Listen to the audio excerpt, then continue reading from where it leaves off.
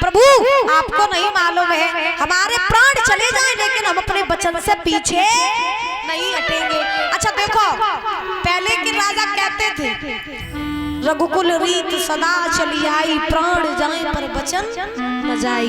पहले के संत महात्मा, पहले के राजा महाराजा, परीक्षित जी, पहले के राजा महाराजा इतने अपने वचन के पक्के हुआ करते थे कि उनके प्राण चले जाते थे लेकिन वचन से पीछे नहीं हटते थे।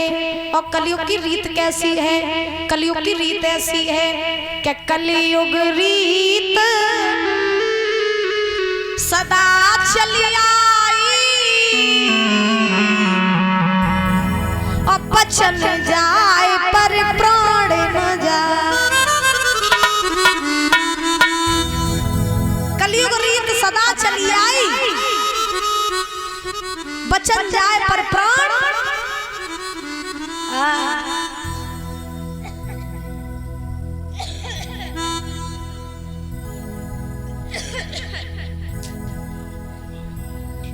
वृंदावन बिहारी लाल की। और ये नीलेश भैया जी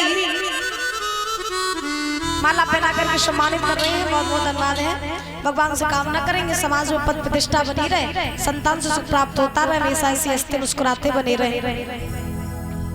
तो आज हरिश्चंद्र ने विश्वामित्र से क्या कहा कि आप घर आना, आपको जितना धन चाहिए उतना धन दे देंगे। विश्वामित्र को विश्वास नहीं हो रहा है।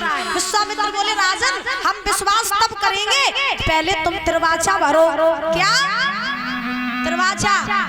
त्रिवाचा भरने के लिए कुछ पास में है तुम्हारे की नहीं है? हरिश्चंद्र बोले महाराज मेरे पास सिर्फ कुंजी लगाम है। तब विश्वामित्र बोले कुंजी लगाम के द्वारा तुम त्रिवाचा भर लो। सो विश्वामित्र की चाल को हरिश्चंद्र समझ नहीं पाए। दादा ध्यान रखना, कुंजी लगाम के द्वारा त्रिवाचा भर लिया। अब त्रिवाचा जब भरा तो विश्वामित्र ने हरिश्चंद्र से कहा सुनो राजन, अब तुमने त्रिवाचा तो भर ही लिया, अब तुम्हें मालूम है मुझे कितना धन चाहिए? हरिश्चंद्र बोले बाबा बताओ। विश्वामित्र ने कहा ज्यादा नहीं देना, अगर चाहते हो तो तुम मुझे 60 भार सोना दे देना। कितना? कितना मेरी माँ? मैया सो गई? सो गई मेरी माँ? जग रही हो? क्या बात?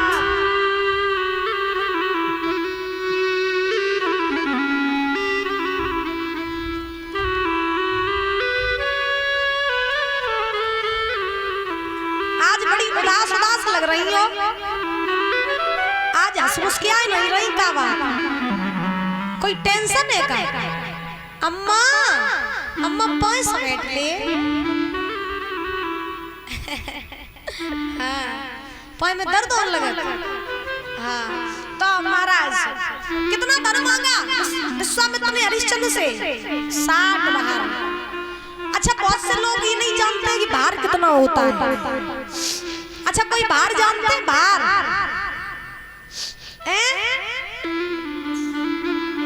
जितने हमारे बुजुर्ग बैठे हैं लोग महाराज कभी कभी शंका में पड़े रहते हैं कि हम किलो भी जानते हैं, ग्राम भी जानते हैं, सब कुछ जानते हैं, लेकिन हम भार जानते ही नहीं है। किसी को मालूम है? नहीं मालूम? चलो अब बता रहे, बड़े ध्यान से सुनना, ठीक? याद रखो तो बतावे। याद रखोगे? ठीक है, सुनो। परीक्षा जी, हमें मालूम है तुम घर जाके सब भूल जाते हो, तुम्हें याद नहीं रहा था। याद रखना दादा, भार कितना होता है? कहते हैं एक भार सोना होता है 96 शेर का। एक भार सोना कितना होता है? 96 शेर का। और 96 शेर होता है 89 किलो 600 ग्राम का। याद रखो। रही बात 60 भार की, तो महाराज विश्वामित्र ने हरिश्चंद्र से धन मांगा था 5300 300 कुंटल 76 किलो इतना धन मांगा था विश्वामित्र ने हरिश्चंद्र से। बोली वृंदावन बिहारी लाल की। अच्छा एक बात जोर से बोलो राधे राधे। जो नहीं बोल रही वो पक्का सो रही है और जो बोल रही है वो जाग रही है। जोर से बोलो एक बार राधे राधे। और जोर से बोलो। बोली वृंदावन बिहारी लाल की।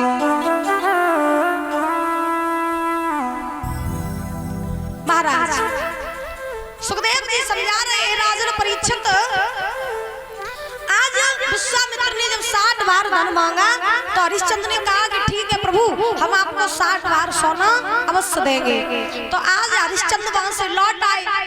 अब हरिश्चंद्र के आने से पहले विश्वामित्र हरिश्चंद्र की महाराज सभा में जा पहुंचे।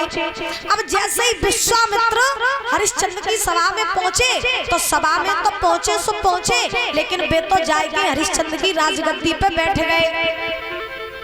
अब जैसे ही हरिश्चंद्र की राजगद्दी पे बैठे जाएंगे विश्वामित्र, हरिश्चंद्र सोचने लगे अजीब महात्मा है, पीछे ही पड़ के रह गए हैं। रास्ते में मैंने कह दिया था कि धन दे देंगे, हमसे पहले सभा में आ गए और हमसे आने के बाद भी आए सो आए मेरी राजगद्दी पर बैठ गए। तो हरिश्चंद्र ने विश्वामित्र से तो कुछ नहीं कहा, खजांची को बुलवाया और खजांची को बुला करके खजांची से कहा भैया चले जाओ और खजाने में से 60 बार सोना निकालो। बोले क्या राजा ने खजांची बुलवायो और आज्ञा नहीं सोना लाने की। और तब विश्वामित्र ने मुस्काए के कह दई के बात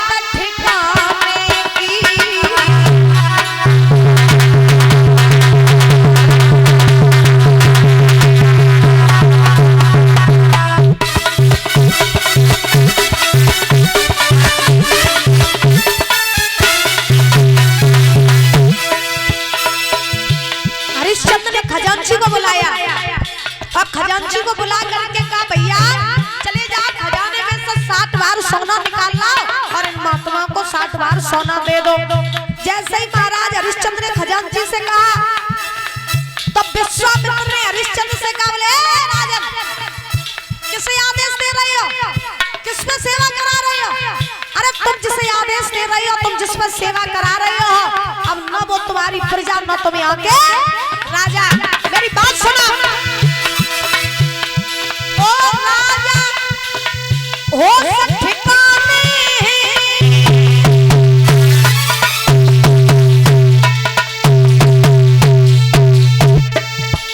अब किन पे हुक्म चलाते, अधिकार तुम्हारा रहा नहीं, सेवा किन पे करवाते।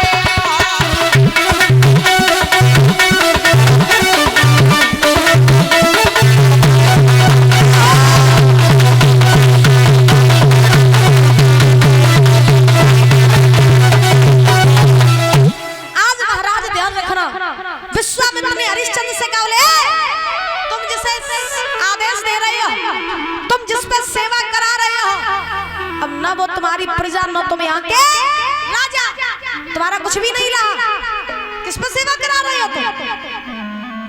हरिश्चंद्र बोले बाबा मुझे लगा तो बुद्धि खराब हुई है। विश्वामित्र बोले क्यों? हरिश्चंद्र बोले शायद ऐसा लगता है कि तुमने मुझे पहचाना नहीं, तुम्हें नहीं मालूम है तुम जिस राजगद्दी पे बैठे हो ना वो मेरी राजगद्दी है। और रही बात कि मैं प्रजा को आदेश दे रहा हूं तो ये मेरी प्रजा में आकर राजा हूं। आप कह रहे हो कि मेरी प्रजा नहीं रही, राजा में नहीं, कहना क्या चाहते हो? विश्वामित्र ने कहा हाँ हम ये कहना चाहते हैं कि रास्ते में जब हम तुम्हें मिले थे तो तुमने कुंजी लगाम के द्वारा जब दरवाजा भरा था उसी कुंजी लगाम के द्वारा मैंने तुमसे तुम्हारा सब कुछ ले लिया। अब तुम्हारा कुछ नहीं रहा, न धन न दौलत न राज न पाट न प्रजा, कुछ भी तुम्हारा नहीं रहा। और सुनो तुमने जो हमें वचन दिया था कि तुम मुझे 60 बार सोना दोगे तो हे राजन अब अपना वचन पूरा करो और मेरा 60 बार कर जो है वो अदा करो। 60 बार सोने का कर मेरा अदा करो। अब याद रखो, जब विश्वामित्र ने हरिश्चंद्र से कहा कि तुम्हारा तुमसे मैंने सब कुछ छीन लिया, तो महाराज हरिश्चंद्र को ऐसा लगा जैसे पैरों तले जमीन खिसक गई हो। अब सोचो, जेब में से अगर 10 रुपये गिर जावे तो बेव बहुत देर तक अनसत रहा। क्यों परीक्षित जी महाराज? जेब में से अगर 10 रुपए भी गिर जाएं तो उनका भी बहुत कष्ट होता है। हरिश्चंद्र का तो सब कुछ चला गया।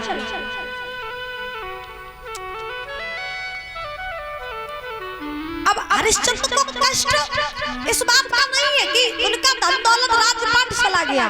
कष्ट उन्हें इस बात का है कि अब वो महात्मा का कर कैसे अदा करेंगे।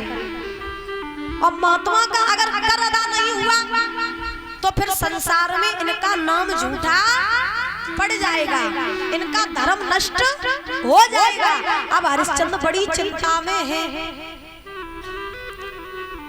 अब विश्वामित्र ने कहा कि सुनो राजन, हमें मेरा जो कर था 60 बार सोने का वो मेरा कर अदा करो। अब तुम्हें कैसे करना है कैसे नहीं करना है तुम जानो। तो हरिश्चंद्र ने कहा ठीक है महाराज, हम आपका कर तो अदा कर देंगे, लेकिन पहले हम अपनी पत्नी तारा से पूछ आवे, क्योंकि हम अपनी बिना पत्नी की इजाजत के कोई काम नहीं करते हैं। छोटी बात हो या बड़ी बात हो, पहले हम अपनी पत्नी से पूछते हैं। अच्छा, पति पत्नी का ऐसा संबंध होना चाहिए। कैसा? क्या पत्नी कोई काम करे तो पति को बतावे, और पति कोई काम करे तो पत्नी को बतावे। लेकिन आजकल महाराज कहाँ तालमेल मिल रही है। पति जा रहे हो हिंदुस्तान तो पत्नी जा रही पाकिस्तान। हाँ, पति कह रहे हो कि ऐसा नहीं ऐसा करो, पत्नी वही काम कर रही। पत्नी पति से कह रही ऐसा नहीं ऐसा काम करो तो पति वही काम कर रहा है। जब तक रिश्तों में एक दूसरे को की समझ नहीं होगी तब तक रिश्ता कभी आगे चल ही नहीं सकता है। अब हरिश्चंद्र ने तारा से महाराज विश्वामित्र से कहा कि पहले हम अपनी पत्नी से पूछावे, उसके बाद हम कोई निर्णय लेंगे। तो विश्वामित्र ने कहा ठीक है, चले जाओ अपनी पत्नी से पूछाओ। तो आज ये हरिश्चंद्र जो थे चले और चलते चलते तारा के पास पहुंचे। कहाँ पहुंचे? तारा के पास। तारा ने अपने पति को आता हुआ देखा, सुंदर सा पलंग बिछा दिया, अपने पति को बैठा लिया। महाराज भीतर से लोटा में जल ले आए, अपने पति को जल पिला दिया। अच्छा, पहले के राजा महाराजा जैसे घर में आते थे तो पत्नियां बड़ा आदर सम्मान करती थी, आदर के साथ हाथ पकड़ के बैठालती थी महाराज पलंग पर और आदर सम्मान करती थी। आजकल देखो, पति चाहे 1 महीना बाद घरे आवे लौट के, चाहे 6 महीना बाद आवे, 6 साल बाद आवे, जैसे ही पति घर में घुसो तो नजर पति के शरीर की तरफ नहीं पड़ी कि महाराज दुबले पतले हुई है, सबसे पहले नजर जेब की तरफ पड़ी है। देखे कितनी उचकी वही है। हाँ, सबसे पहले जई कहीं कछु बचाए ले आए का नहीं, कछु लेके आए का नहीं, ना खाली हाथ चले आए हो वो हैं। हमें जा साड़ी लेनी, हमें जू मेकअप खरीदने, हमें वहां जाने जब बच्चन की फीस है, जिस घर को सब्जी मसालो है, जो सब कछु ले आ ताकि बाद घर में घुसो। क्यों परीक्षा जी? सही बात है पति महाराज। हाँ, तो आज की नारियां ऐसी हैं, क्योंकि आज की नारी पति से प्रेम नहीं करती है बल्कि पति के पैसे से प्रेम करती है। जो लोग पैसा पति के पास तो लोग खूब चाहती, बोले हम अपने पति को बहुत चाहती, हम जो कहा मेरे पति देव सोई करते, और पति के पास ज्यादा पैसा खत्म हुई हो तो इतना कहती ठठरी बोंदे जब तक ते संगे ब्याह कर गया तूने मैंने करो ही का। हाँ, दुश्मन ज्यादा बढ़िया तो अपने मायके में ही आते।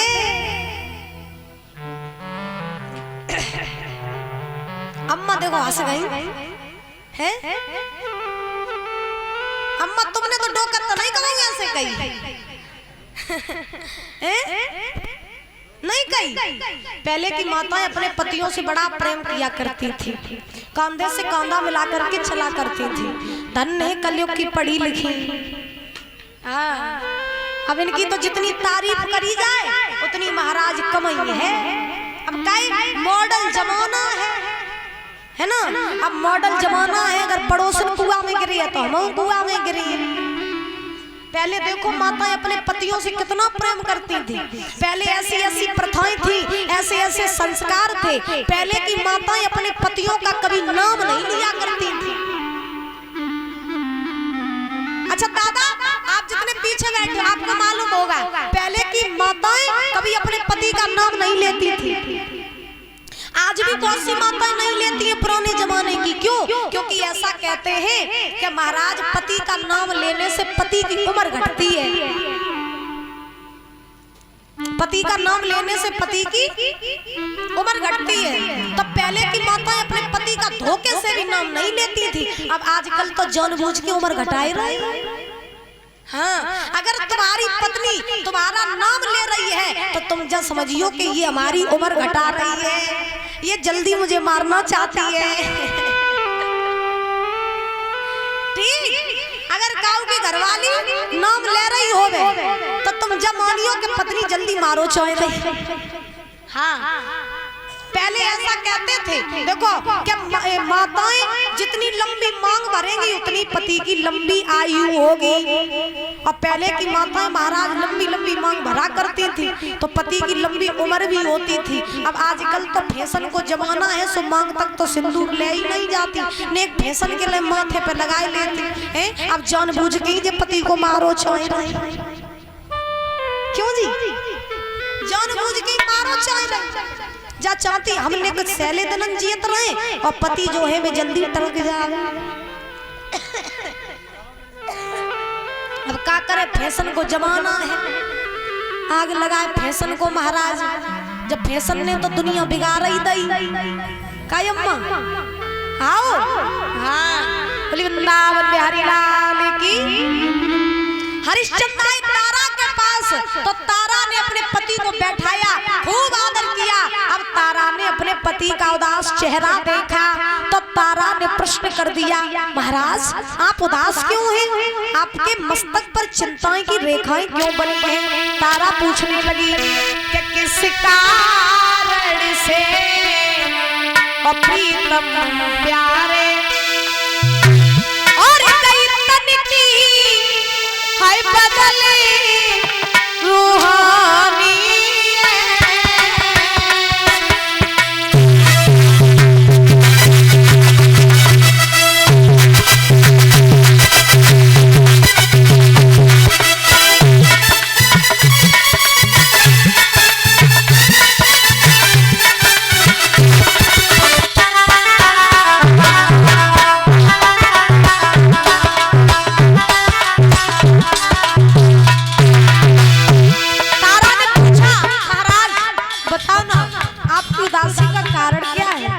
उदास क्यों है?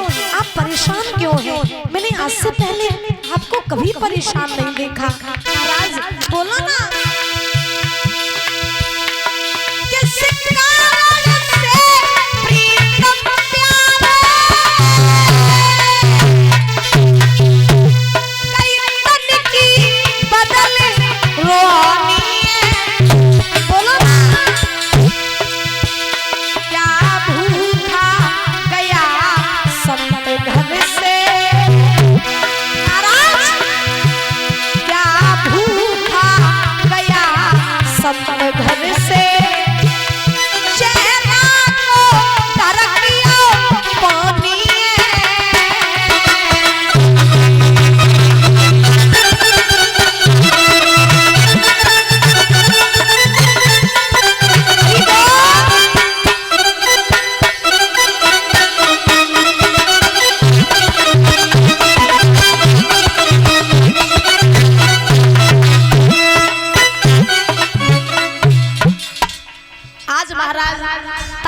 पूछा आपकी उदासी का कारण क्या है? तो हरिश्चंद्र अपनी आंखों में आंसू लेकर के बोले, तारा आज ना मेरी उदासी का कारण ये है, एक संत ने हमसे हमारा सब कुछ छीन लिया, धन दौलत राज्य पाट प्रजा सब कुछ। ये तुमने जो मुझे पलंग पर बिठाया है ना, इस पर हमारा कोई अधिकार नहीं है। ये सब अब उन संत का हो गया है। कष्ट मुझे इस बात का नहीं है कि हमारी धन दौलत राजपाट सब कुछ चला गया। कष्ट मुझे इस बात का है कि वो महात्मा हमसे 7 बार सोना मांग रहे हैं, और तारा मैंने उन्हें वचन दिया था कि मैं उन्हें 7 बार सोना दूंगा, लेकिन तारा अब उन्होंने हमसे हमारा सब कुछ छीन लिया। अब तुम बताओ मैं उन महात्मा का कर कैसे अदा करूं? तारा अगर मुझे ना थोड़ी सी भी अगर मैंने उन महात्मा का कर अदा नहीं कर पाया, मुझे थोड़ी सी भी अगर देरी हो गई तो हे भद्रे मेरा धर्म चला जाएगा, मैं झूठा राजा बन जाऊंगा। तारा अब तुम बताओ मैं उन महात्मा का कर कैसे अदा करूं? तो तारा ने कहा महाराज आप चिंता मत कीजिए, अगर उन महात्मा के का कर अदा आपको करना है तो आप ऐसा कीजिए, अपने धर्म से पीछे मत हटिए, आप मुझे बेच दीजिए। तारा ने क्या कहा? मुझे बेच दीजिए।